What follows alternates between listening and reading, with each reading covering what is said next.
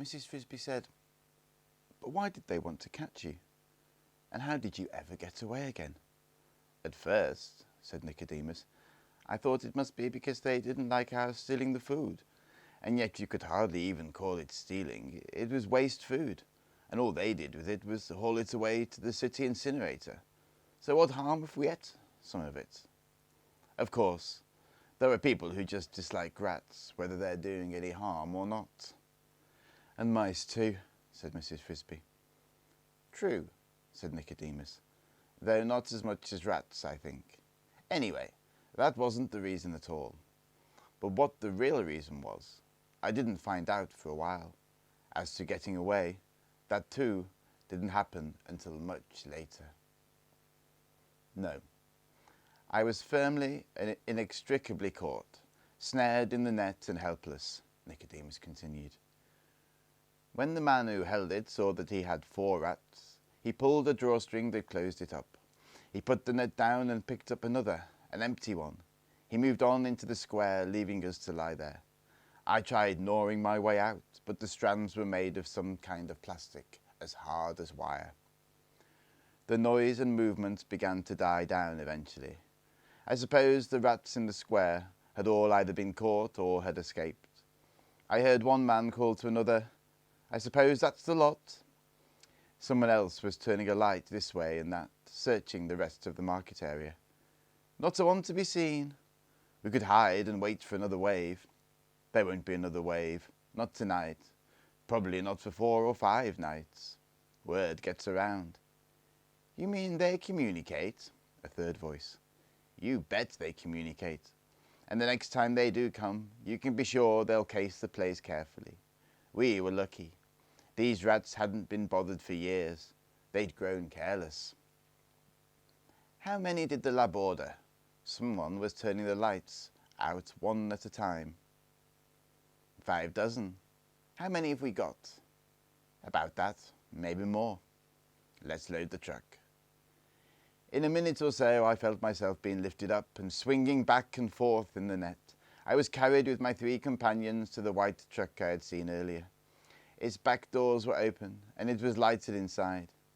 I could see that its whole interior was a large wire cage. Into this our net was thrust. The man then opened the drawstring and we were dumped on the floor, which was covered with sawdust.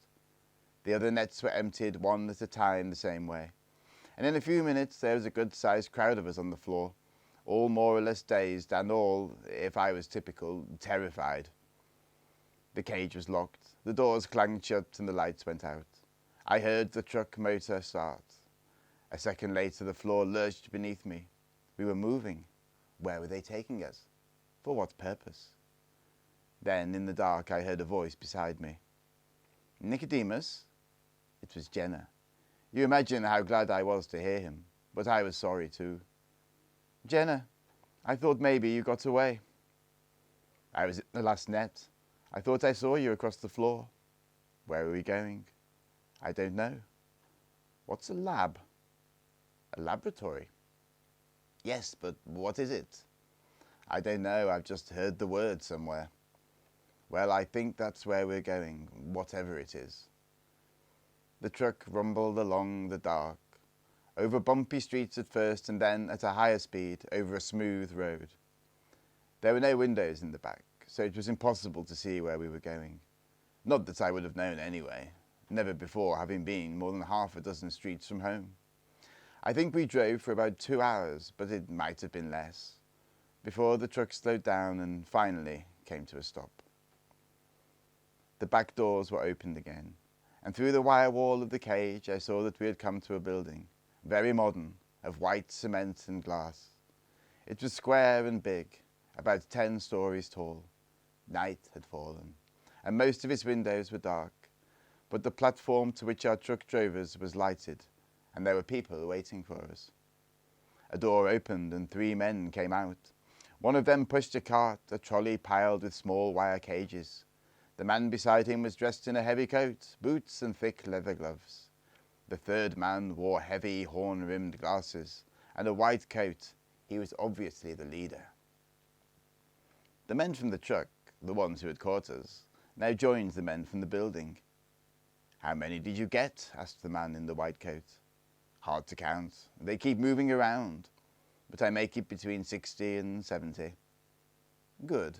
Any trouble? No, it was easy. They acted almost tame. I hope not. I've got enough tame ones. Oh, they're lively enough, and they look healthy. Let's get them out. The man with the gloves and the boots then donned a wire face mask as well, and climbed in among us. He opened a small sliding trapdoor at the back of our cage. A man outside held one of the small cages up to the opening, and one at a time we were pushed into our individual little prisons. A few of the rats snarled and tried to bite. I did not, and neither did Jenna. It was too obviously futile. When it was finished, the man in the white coat said, "The 63, good work." A man from the trolley said, "Thanks, Dr. Schultz," and we were stacked on the hand truck and wheeled into the building. Dr. Schultz. I did not know it then, but I was to be his prisoner and his pupil for the next 3 years. We spent the rest of that night in a long white room. It was, in fact, a laboratory with a lot of equipment at one end that I didn't understand at all then. Bottles and shiny metal things and black boxes with wires trailing from them. But our end held only rows of cages on shelves, each cage with a tag on it, and each separated from its neighbours by wooden partitions on both sides. Someone came around with a stack of small jars and fastened one to my cage. A little pipe led through the bars like a sipping straw. Drinking water. The lights were dimmed, and we were left alone. That cage was my home for a long time. It was not uncomfortable. It had a floor of some kind of plastic, medium soft and warm to the touch, with wire walls and ceiling. It was airy enough. Yet just the fact it was a cage made it horrible. I, who had always run where I wanted, could go 3 hops forward, 3 hops back again, and that was all. But worse was the dreadful feeling, I know we all had it, that we were completely at the mercy of someone we knew not at all. For some purpose we could not guess. What were their plans for us? As it turned out, the uncertainty itself was the worst suffering we had to undergo.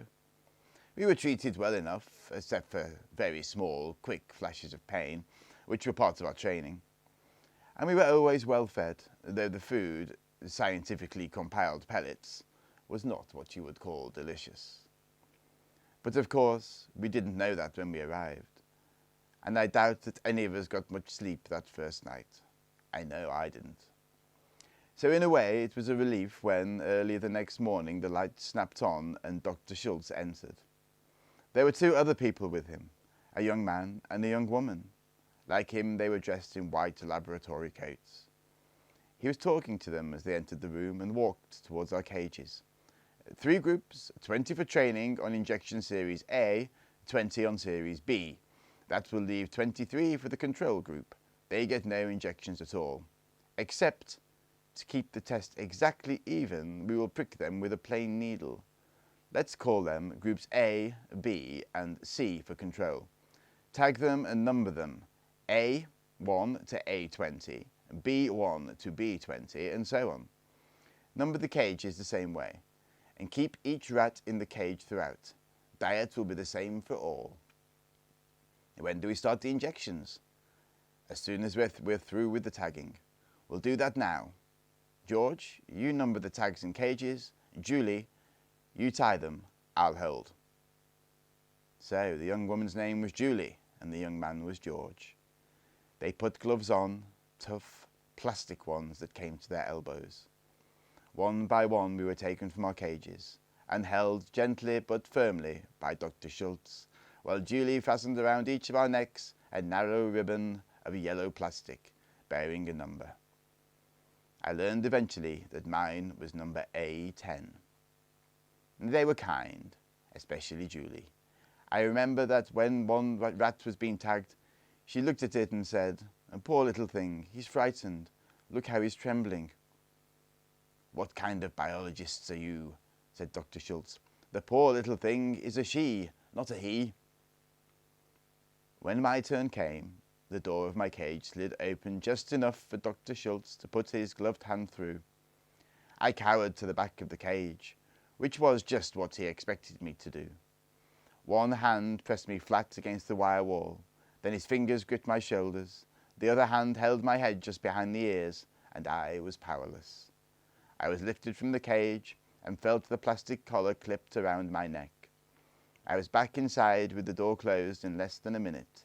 The collar was not tight, but by no amount of tugging, twisting or shaking was I ever able to get it off. I watched through the wire front of my cage as the others were caught and tagged. About 6 cages down from me, on the same shelf, I saw them put a collar on Jenner. But once he was back in his cage, I could see him no longer. A little later in the morning they came around again, this time pushing a table on wheels. It was loaded with a bottle of some clear liquid, a long rack of sharp needles, and a plunger. Once more I was lifted from the cage. This time George did the holding, while Dr. Schultz fastened one of the needles to the plunger. I felt a sharp pain in my hip then it was over.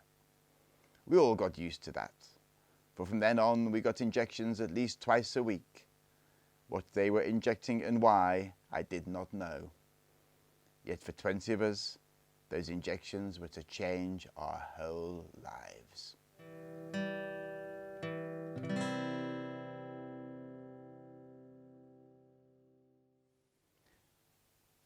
During the days that followed, our lives fell into a pattern, and the reason for our captivity gradually became clear. Dr. Schultz was a neurologist, that is, an expert on brains, nerves, intelligence, and how people learn things. He hoped, by experimenting on us, to find out whether certain injections could help us learn more and faster. The 2 younger people working with him, George and Julie, were graduate workers in biology. "Watch always," he told them, "for signs of improvement, faster learning, quicker reaction in Group A as compared to Group B, and both as compared to the control group." My own training began on the day after the first injections. It was George who did it. I suppose Julie and Dr. Schultz were doing the same test on other rats. He took from my cage from the shelf and carried it to another room, similar to the first one, but with more equipment in it, and no shelves of cages. He placed the cage in a slot against the wall, slid open the end, opened a matching door in the wall, and I was free. Or so I thought. The small doorway in the wall led to a short corridor, which opened, or seemed to, directly onto a green lawn. I could see it clearly, and behind it some bushes, and behind them a street, all outdoors and nothing but air between me and them. Furthermore, I could smell the fresh outdoor breeze blowing in. Were they letting me go? I made a dash towards the open end of the corridor, and then jumped back. I could not go on. About 2 feet from my cage, still open behind me, there was something dreadfully wrong with the floor. When my feet touched it, a terrible prickling feeling came over my skin. My muscles cramped, my eyes blurred, and I got instantly dizzy. I never got used to that feeling. No one ever does. But I did experience it many times and eventually learned what it was. Electric shock. It is not exactly a pain, but it is unbearable. Yet I was in a frenzy to reach that open lawn, to run for the bushes, to get away from the cage. I tried again, and jumped back again. No use. Then I saw, leading off to the left, another corridor. I had not noticed it at first because I had been looking so eagerly at the open end of the one I was in. The second one seemed to stop about 5 feet away in a blank wall. Yet there was light there. It must be a corner. I ran down it, cautiously, not trusting the floor. At the end it turned right, and there was the lawn again, another opening. I got closer that time. Then, just as I thought I was going to make it, another shock. I pulled back and saw that there was still another corridor leading off to the right. Again I ran. Again I saw the open escape hole, and again I was stopped by shock. This was repeated over and over. Yet each time I seemed to get a little closer to freedom. But when I finally reached it, and the grass was only a step away, a wire wall snapped down in front of me, another behind me. The ceiling opened above me and a gloved hand reached in and picked me up. A voice said, 4 minutes, 37 seconds. It was George. I had, after all my running through corridors, emerged into a trap only a few feet from where I'd started, and through a concealed opening above, George had been watching everything I did. I had been in what is called a maze, a device to test intelligence and memory. I was put in it many times again, and so were the others. The second time I got through it a little faster, because I remembered, to some extent, which corridors had electric floors and which did not. The third time I was still faster, and after each trial George, or sometimes Julie, sometimes Dr. Schultz, would write down how long it took. You might ask, why would I bother to run through it at all, if I knew it was only a trick? The answer is, I couldn't help it. When you've lived in a cage, you can't bear not to run, even if what you're running towards is an illusion. There were more injections, and other kinds of tests, and some of these were more important than the maze, because the maze was only designed to find out how quickly we could learn, whilst some of the others actually taught us things, or at least led up to the actual teaching. One was what Dr. Schultz called shape recognition. We would be put into a small room with 3 doors leading out, one round, or one square, and one triangular. These doors were on hinges, with springs that held them shut, but they were easy to push open, and each door led into another room with 3 more doors like the first. But the trick was this. If you went through the wrong door, the room you entered had an electric floor, and you got a shock. So you had to learn. In the first room you used the round door, the second room triangle, and so on. All of these activities helped to pass the time, and the weeks went by quickly, but they did not lessen our longing to get away. I wished for my old home in the storm sewer. I wished I could see my mother and father and run with my brother to the marketplace. I know all the others felt the same way, yet it seemed a hopeless thing. Still, there was one rat who decided to try it anyway. He was a young rat, probably the youngest of all that had been caught, and by chance he was in the cage next to mine. I might mention that, like Jenna and me, he was in the group Dr. Schultz called A. His name was Justin. It was late one night that I heard him calling to me, speaking softly around the wooden partition between our cages. Those partitions generally kept us from getting to know each other as well as we might have done, and discouraged us from talking too much to one another. It was quite hard to hear around them, and of course you could never see the one you were talking to. I think Dr. Schultz had purposely made them of some sort of soundproof material. But you could hear. And if you and your neighbour got in the corners of the cages nearest each other and spoke out through the wire front. Nicodemus. Yes, I went over to the corner. How long have we been here? You mean since the beginning, since we were caught? Yes, I don't know. Several months, I think, but I have no way to keep track. I know, I don't either. But do you suppose it's winter outside now? Probably, or late autumn. It will be cold, but not in here. No, but I'm going to try and get out. Get out? But how? Your cage is shut. Tomorrow we get injections, so they will open it. When they do, I'm going to run. Run where? I don't know. At least I'll get a look around. There might be some way out. What can I lose? You might get hurt. I don't think so. Anyway, they won't hurt me." By they he meant Dr. Schultz and the other two. He added confidently, "All those injections, all the time they've spent, we're too valuable to them now. They'll be careful." That idea had not occurred to me before. But when I thought about it, I decided he was right. Dr. Schultz, Julie, and George had spent most of their working hours with us for months. They could not afford to let any harm come to us. On the other hand, neither could they afford to allow any of us to escape. Justin made his attempt the next morning, and it did cause a certain amount of excitement, but not at all what we expected. It was Julie who opened Justin's cage with a hypodermic in her hand. Justin was out with a mighty leap, hit the floor, about 4 feet down, with a thump, shook himself and ran, disappearing from my view and heading towards the other end of the room. Julie seemed not at all alarmed. She calmly placed the needle on the shelf, then walked to the door of the laboratory and pushed a button on the wall near it. A red light came on over the door. She picked up a notebook and pencil from her desk near the door and followed Justin out of my sight. A few minutes later, Dr. Schultz and George entered. They opened the door cautiously and closed it behind them.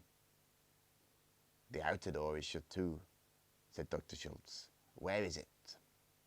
"Down there," said Julie, inspecting the air ducts. "Really? Which one is it?" "It's one of the A group, just as you expected. Number 9. I'm keeping notes on it." Obviously the red light was some kind of warning signal, both outside the door and in. Laboratory animal at large. And not only had Dr. Schultz known one of us was out, but he had expected it to happen. "A few days sooner than I thought," he was saying, "but so much the better. Do you realize—" "Look," said Julie. "He's doing the whole baseboard, but he's studying the windows too. See how he steps back to look up?" "Of course," said Dr. Schultz, "and at the same time he's watching us too. Can't you see it?" "He's pretty cool about it," said George. "Can you imagine one of the lab rats doing that? Or even one of the controls? We've got to try and grasp what we have on our hands. The A group is now 300% ahead of the control group in learning and getting smarter all the time. B group is only 20% ahead. It's the new DNA that's doing it. We have a real breakthrough. And since it's DNA, we may very well have a true mutation, a brand new species of rat. But we've got to be careful with it. I think we should go ahead now with the next injection series. The steroids, whatever that meant. Yes, it may slow them up a little, though I doubt it. But even if it does, it will be worth it, because I'm betting it will increase their lifespan by double at least. Maybe more. Maybe much more." "Look," said Julie. "A9 has made a discovery. He's found the mice." George said, "Look how he's studying them." "Probably," said Dr. Schultz wryly. "He's wondering if they're ready for their steroid injections too. As a matter of fact, I think the G group is. They're doing almost as well as the A group." "Should I get the net and put him back?" George asked. "I doubt that you'll need it," Dr. Schultz said, "now that he's learned he can't get out." But they were underestimating Justin. He had learned no such thing.